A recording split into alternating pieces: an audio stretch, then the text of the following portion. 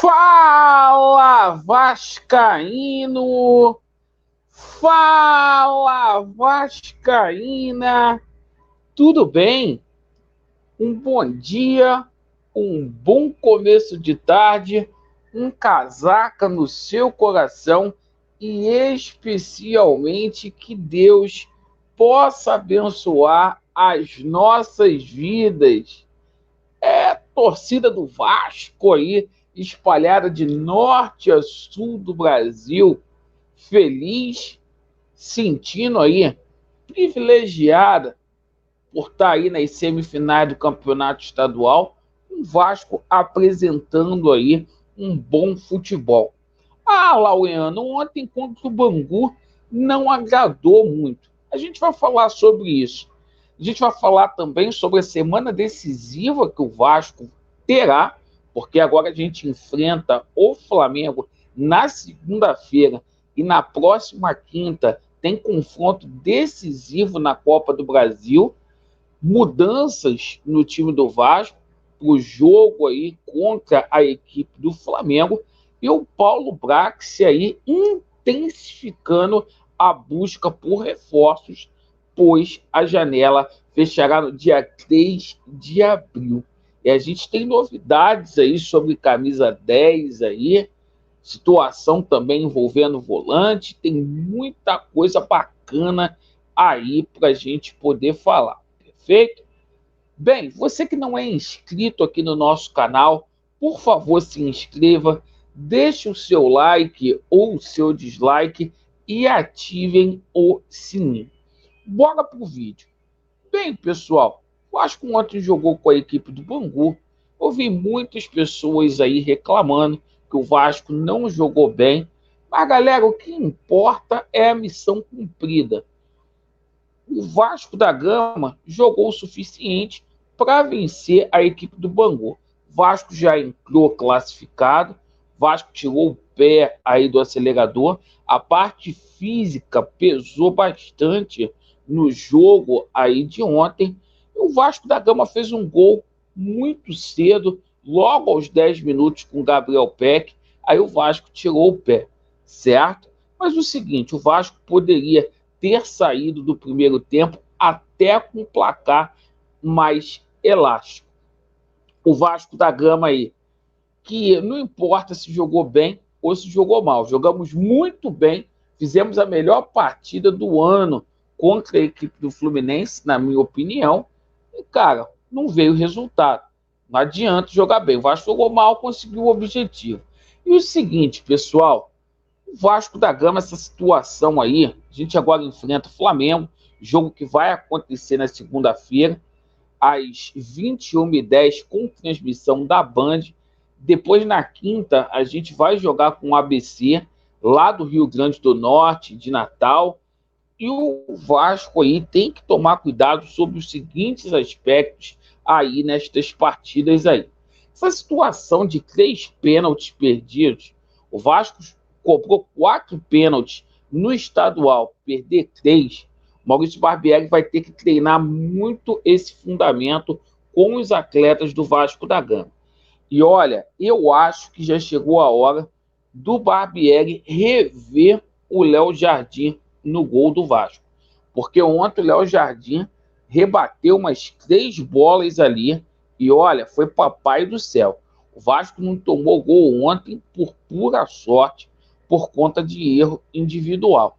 Poxa, Laureano, mas o Léo Jardim foi belíssimo aí no jogo contra a equipe do Flamengo. Evidentemente que sim, mas está passando aí insegurança para a torcida do Vasco da Gama. Perfeito? Então o Vasco joga agora por 2 resultados aí iguais, ou seja, o Vasco joga por 2 empates contra o Flamengo para chegar até as finais. E o Vasco precisa bastante de reforços. E por isso aí o nosso Paulo Brax, ele intensifica a busca aí por reforços. O Paulo Brax que vai ter até o dia 3 de abril para poder trazer reforços aí para o Vasco da Gama. Obtive uma notícia agora na parte da manhã envolvendo o jogador Zanocelo. Através aí de intermediários, o Vasco fez uma proposta por empréstimo ao Santos Futebol Clube.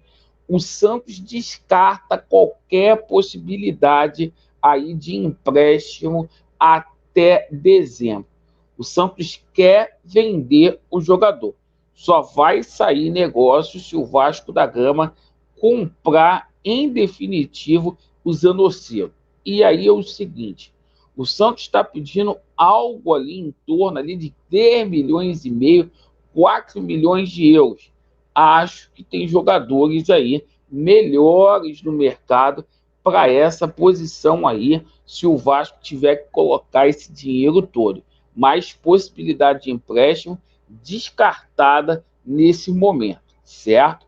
O Vasco aguarda aí o parecer do Independente Santa Fé. O Vasco fez uma proposta lá para o Mantilha, jogadoraço aí do Independente Santa Fé, zagueiro, que atua também pelo lado esquerdo, e o Vasco está precisando de um zagueiro. O Vasco fez uma primeira proposta na casa aí de 1 milhão e 800 mil euros, cerca de 9 milhões e 800 mil reais.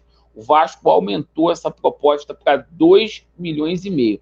O Vasco aguarda aí o parecer dos colombianos para que efetivamente essa situação seja definida. O Vasco também negocia com um atacante. O Vasco está aguardando aí o desfecho lá do Tigres com o Boca Júnior para ver se faz aí uma proposta para o Ritegui. O Vasco precisa urgentemente de um atacante, certo? Para ser reserva do Pedro Raul, assim como o Vasco aguarda aí amanhã um dia decisivo aí para Diego Valois lá no Tucumã.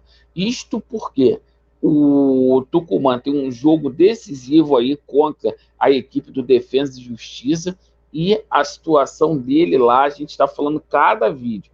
As cifras são muito pesadas, por isso a negociação demora bastante para poder ser concluída devido às exigências do presidente Andrés Fassi.